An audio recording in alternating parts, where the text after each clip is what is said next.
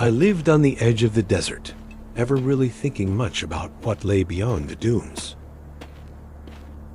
I spent my days repairing tools, fixing whatever broke from the constant heat, wind, and sand. Then one morning I woke up, and the wind had stopped completely. And that had never happened before in my life. Even the sky looked different somehow, like the whole desert was holding its breath, waiting for something to happen. I saw others standing outside too, staring at the horizon, but nobody said a word about it. Something inside me said I needed to walk out there, into the desert, to see what had changed. The moment my boots touched the sand, I felt it, colder than it should have been under that morning sun. What? That's when I noticed the patterns in the dunes, perfect geometric lines that couldn't possibly be natural at all. I felt eyes on me, but when I spun around, there was only emptiness in every direction. On the horizon, through the heat and haze, I saw ruins that I knew for certain had never been there before. Something pulled me forward toward those ruins, not physical force, just an absolute certainty that I had to go there. The stones were carved with symbols I couldn't read, but somehow I understood their meaning on a deeper level.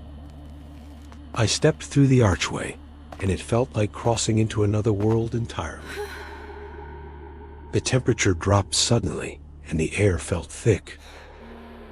The space inside was far larger than the ruins could possibly contain. It defied all logic and reason I knew. In the very center of the chamber lay a perfect circle of sand, completely pristine and untouched. Then a voice spoke to me. Not through my ears, but directly inside my mind. Clear as daylight. She appeared from absolutely nothing. Like the sand itself, came alive and took the shape of a woman right before my eyes. Her eyes held the weight of thousands of years, ancient and powerful, yet somehow impossibly tired and sad. "Welcome, Walker," she said inside my mind. "I have been waiting for you for such a very long time." I stepped back without thinking, not from fear exactly, just completely and utterly overwhelmed by everything. "Do not fear me." Her voice was gentle now, almost pleading. "I mean you no harm whatsoever, Walker." I forced myself to stand still, to stay there, even though every instinct screamed at me to run. She turned and gestured toward the temple wall, and through it I could suddenly see the entire desert stretching endlessly in all directions. "I command every grain of sand across this desert," she said. "Every dune, every storm, everything moves by my will." But then her expression changed completely, the pride fading into something that looked almost like shame or deep sadness. Yet despite all this power, she continued quietly. "There is one simple thing I cannot do. I cannot walk upon the sand myself." I didn't understand at first.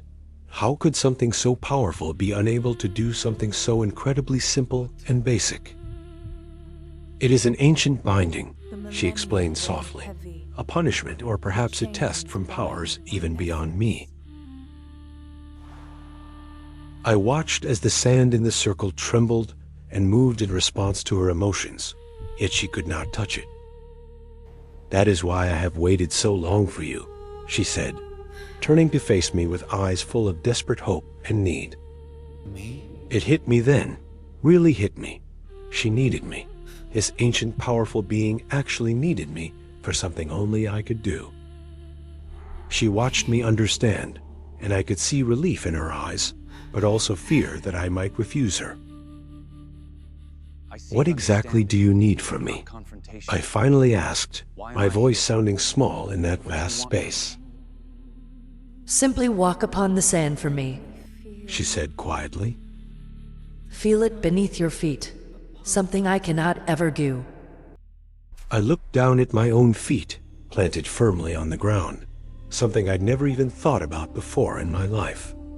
I shifted my weight from one foot to the other, really feeling it for the first time, truly aware of the sensation. She watched me with such longing in her ancient eyes, like she was trying to feel it through me, desperate for any connection. In that moment, I truly understood her suffering, not just in my mind, but in my whole body and heart. I nodded slowly, not really knowing what I was agreeing to, but knowing I had to help her somehow. Relief washed over her face like sunrise, and I saw golden tears beginning to form in those ancient glowing eyes of hers. She gestured gracefully toward the circle of sand, inviting me to step inside and walk for her at last. I walked slowly toward the edge of that perfect circle, each step feeling heavier and more significant than the last one. I stopped right at the edge, my boots just touching where the stone ended and the sand began. I lifted my foot and stepped forward across that line, and everything changed in ways I couldn't begin to understand. The moment my boot touched the sand, she gasped like she'd been struck by lightning, eyes wide with overwhelming sensation after endless emptiness. I kept walking, one foot in front of the other, leaving clear footprints in sand that had never known human touch. Each grain of sand shifted and compressed beneath my weight, creating patterns of light and shadow I'd never noticed before in my life. When I reached the very center of the circle, I stopped and just stood there, feeling the weight of the moment. I looked down and noticed the sand was sticking to my boots in a way that didn't seem quite natural or normal. I glanced at her and saw that she'd noticed it too, but she said nothing at all, just watched me with those unreadable ancient eyes. I tried to shake it off, lifting my foot and kicking gently, but the sand clung tightly like it had become part of the leather. The sand wasn't just on my boots anymore. It was creeping up my legs now, climbing higher with every passing second. That's when real fear hit me, the understanding that this wasn't going to stop, that I couldn't make it stop. I had to get out, had to leave the circle right now, every instinct screaming at me to run and escape. But with every step I tried to take, the sand beneath me grew thicker, heavier, like it was actively trying to hold me back. My legs gave out completely, and I fell forward onto my knees, hands planting desperately in the sand to catch myself. The sand covered my bare hands almost instantly, spreading across my skin, like it had been waiting for direct contact with my flesh.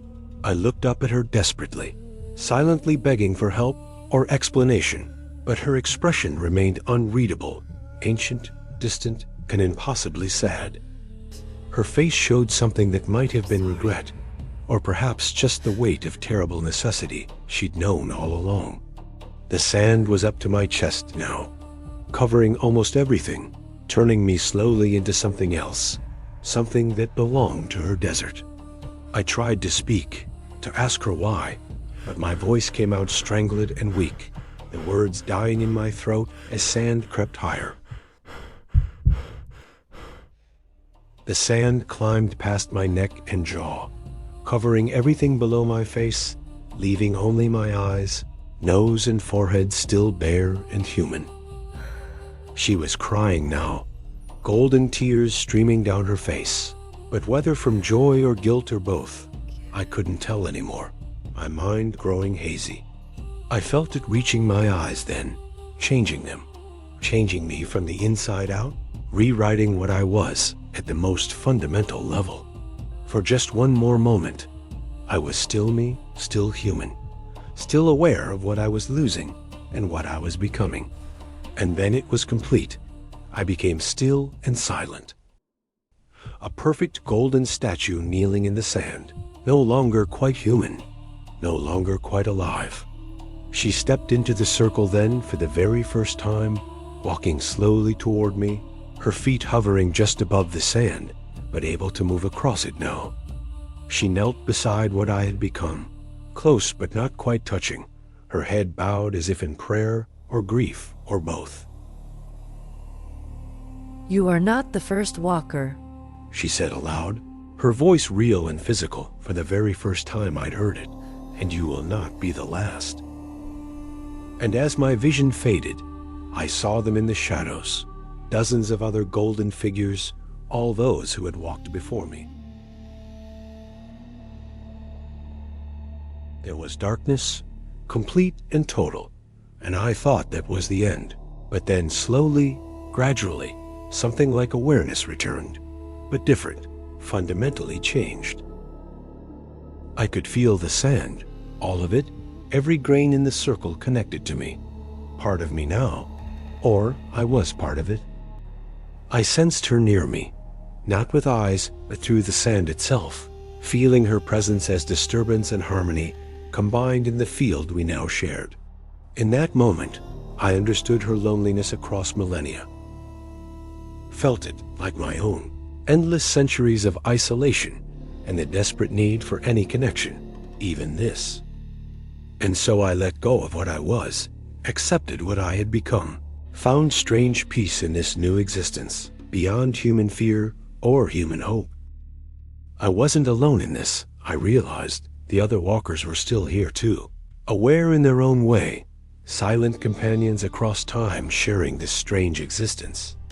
Through her I could sense the desert beyond, endless miles of sand stretching away, all of it connected, all of it aware in some fundamental way. She whispered to me through the sand, not words but pure feeling, gratitude and sorrow, and something almost like love, transmitted directly from her consciousness to mine. And so I settled into this existence, eternal guardian of the circle, witness to the sand, part of something ancient and patient, beyond all human measure. The temple stood silent, with its golden guardians watching over the sand, ancient mystery both terrible and beautiful, waiting patiently for the next walker, who would not know what they were truly agreeing to. Time passed, though time meant little to us now, days or years or decades, all the same in our eternal stillness and patient watching.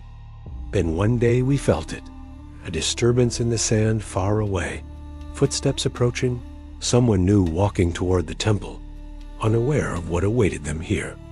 She appeared again, as she had from me, rising from the sand, desperate need written in every line of her ancient, beautiful face, ready to invite another walker into her circle. A new walker entered, eyes wide with wonder at the ruins, drawn forward by the same pull I had felt, completely unaware of the price they would pay. I watched her approach and felt something like sorrow, knowing what she would become, unable to warn her, unable to change what had already been set in motion long before either of us existed. She stopped at the circle's edge just as I had, looking down at the perfect untouched sand, drawn to it by a pull she couldn't name or resist. Welcome, walker. I heard her say inside the newcomer's mind. I have been waiting for you for so very long. The exact same words she had used with me, the same script played out across centuries. And she stepped forward into the circle, crossing the line I had crossed, beginning the journey I had finished, the cycle turning again as it always would, forever and ever, without end. The desert stretched endlessly in all directions, and in the distance, if you knew where to look, other temples waited with their own circles, their own guardians, their own endless cycles. And so the desert keeps its secrets, and the circles keep turning, and the question remains, will there ever be a last walker, or will this need never end?